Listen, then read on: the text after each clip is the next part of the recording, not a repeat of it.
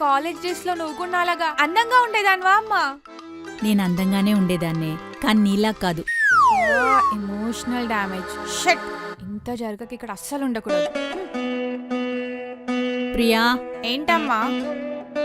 ఇలా వచ్చి కూర్చోవే, కొంచెం మాట్లాడాలి. రిక్వెస్టో ఆర్డరా? కాదు, ఆర్డర్. రాకపోతే కూర్చోపెడతా. నీకెందుకంత శ్రమ, నేను వస్తాగా. చెప్పమ్మా.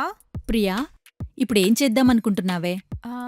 అది బాగా ఆకలిస్తుందమ్మా. బిర్యానీ ఆర్డర్ చేద్దాం అనుకుంటున్నా. నాటుకోడి బిర్యానీ పెడదామా, చికెన్ దమ్ బిర్యానీ పెడదామా? Any suggestions? దేవుడా, కోడి కూతకు నిద్రలేచే కూతుర్నివ్వమంటే కూసిన కోడిని కోసుకు తినే కూతుర్నిచ్చావు. అయినా నిన్ను కాదే అనేది. ఆదివారం ఆడపిల్ల పుడితే అదృష్టమన్నాడే ఆ పెద్ద మనిషి, అతన్ననాలి. Is it? ఎవరమ్మా పెద్ద మనిషి? మీ నాన్న. అయినా ఎప్పుడు తిండిగోలేనా?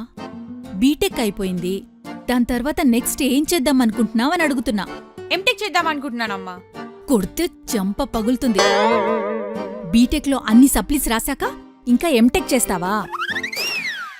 అయినా నీ బీటెక్ కంప్లీట్ అయ్యేసరికే మా బ్యాంక్ బ్యాలెన్స్ అంతా కంప్లీట్ అయిపోయింది. మళ్ళీ ఎంటెక్ అన్నావనుకో, ఊర్లో ఉన్న పొలం, ఫ్లాట్ అన్నీ అమ్ముకోవాల్సొస్తుంది.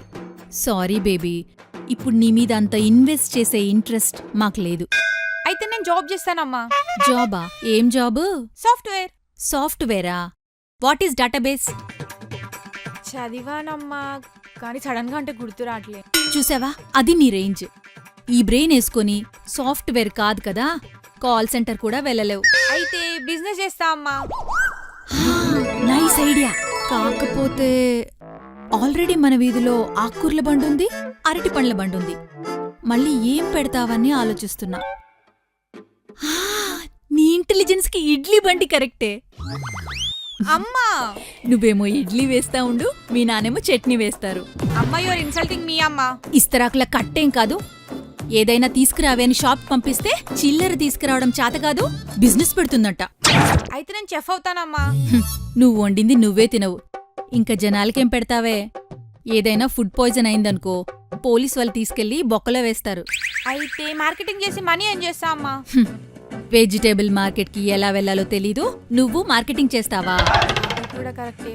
అయితే యూట్యూబ్ స్టార్ట్ చేసి యూట్యూబర్ అయిపోతా అమ్మా. కావాలంటే చూడు, ఈ వీడియో మీకు నచ్చితే లైక్ చేయండి, షేర్ చేయండి, సబ్స్క్రైబ్ చేయండి.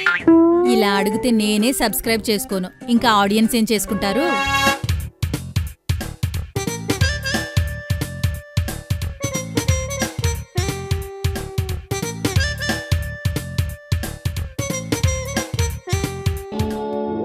ప్రపంచంలో ఉన్న ప్రొఫెషన్స్ అన్నీ అయిపోయినాయమ్మా.